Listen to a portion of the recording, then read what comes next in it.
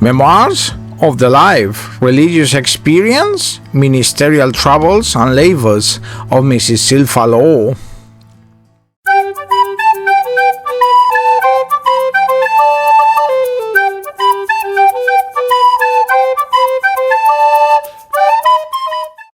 Zilpha Elaw was born around 1790 to three parents who brought her up in the vicinity of Philadelphia, Pennsylvania. Elaw's mother died in childbirth when Zilpha was only 12. Her father put her to service in a Quaker family, with whom she resided until she reached the age of 18. Having been brought up in a pious manner by her parents, Elaw was readily drawn to the Methodists, who were proselytizing in her religion when she was in her mid-teens. The marriage of Zilpha and Joseph Elaw took place in 1810. Their relationship was strained by differences arising from her zeal for Christ and his nominal attachment to Christianity. In 1817, Zilpha Elaw attended her first camp meeting. During this camp meeting, Elaw fell into a trance ecstasy during which she became convinced that her soul had been sanctified by God. Emerging from the trance, she did her first speaking in public, offering prayers for others at the meeting. In 1823, Joseph Elaw died of consumption. His widow, Zilpha, was compelled to employ herself as a domestic and to put her daughter to service as well. In the summer of 1840, she booked a passage to London, and the final portion of her memoir suggests that in 1845 she made plans to come home, but whether she did return and what she did upon arrival in the US are unknown.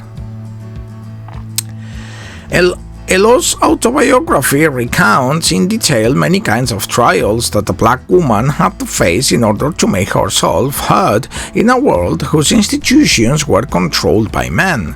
As a young black orphan, indentured to a Quaker family after the death of her mother in 1802. A few years later, she joined the upstart Methodists in 1808, when she married her husband, Joseph Elaw. Elaw's memoir chronicles the first 20 years of 40-year itinerant ministry during massive Protestant rebellism in the US and England. Zilpha reached from Maine to Virginia, attracting multiracial and multi-denominational audiences that included powerful men, wealthy white women, poor families, and enslaved communities. She moved from Bristol to Burlington, New Jersey, and finally in 1840 to London East End. In England, Elaw's celebrity expanded, and at least twice she drew crowds so large they caused human stampedes and multiple injuries. The text of this narrative, Memoirs of the life, religious experience, ministerial travels, and labors of Zilpha Elaw, leaves many questions still unanswered. For instance, how is it that women with such comparatively feeble formal education could write accounts cast in dramatic and sophisticated prose? This remarkable edition of this text helps to leave a significant element of black intellectual history from generations of obscurity and neglect, and makes available once again the vivid and persistent voice of Zilpha Elaw, who wrote about her life for the edification of future generations. On reaching her goals, the spiritual and the slave autobiographer felt obliged to proclaim her gospel. She sought to accrue authority of power via the word, for the spiritual autobiographer appropriating God's word to her individual purposes constituted an especially bold form of self-authorization.